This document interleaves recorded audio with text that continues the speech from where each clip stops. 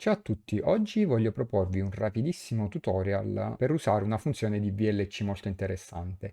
Vi è mai capitato di voler mandare da computer un file video tramite WhatsApp, ma di avere il problema di non poter mandare mai file superiori ai 64 MB? E adesso con i dispositivi moderni fare un video da 64 MB significa fare un video da pochi secondi.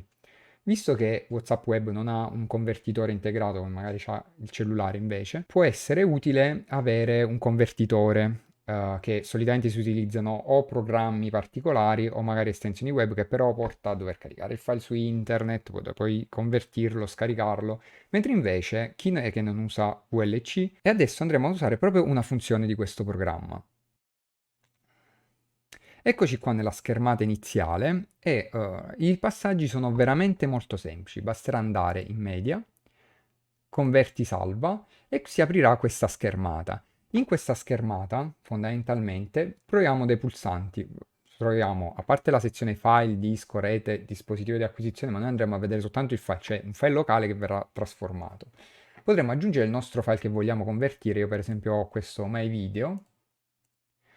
Possiamo andare a convertire e si aprirà questa seconda schermata. Adesso qui è sostanzialmente la schermata di conversione. Possiamo fare, abbiamo dei preset, solitamente io metto H264 MP3 e poi qua si potranno andare a gestire tutti i vari parametri. Per esempio, per mandare un video per esempio su WhatsApp, basterà andare qui tipo codifica H264 a mettere un bitrate che non sia troppo elevato, magari 3000, 4000, e una risoluzione magari più bassa del Full HD, in modo tale da poter risparmiare spazio e megabyte.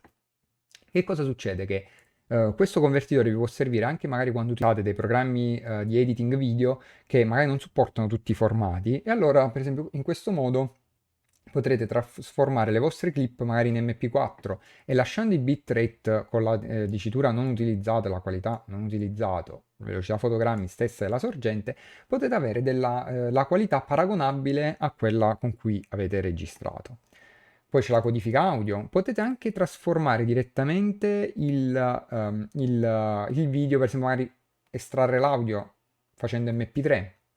Poi cliccando salva, scegliendo una destinazione magari sul desktop, qui fondamentalmente si farà avvia, aspetta adesso lo faccio, lo metto per esempio sul desktop, salvo my video, faccio avvia e così il programma comincerà la conversione. Spero questo tutorial vi sia stato utile e ci vediamo alla prossima. Ciao!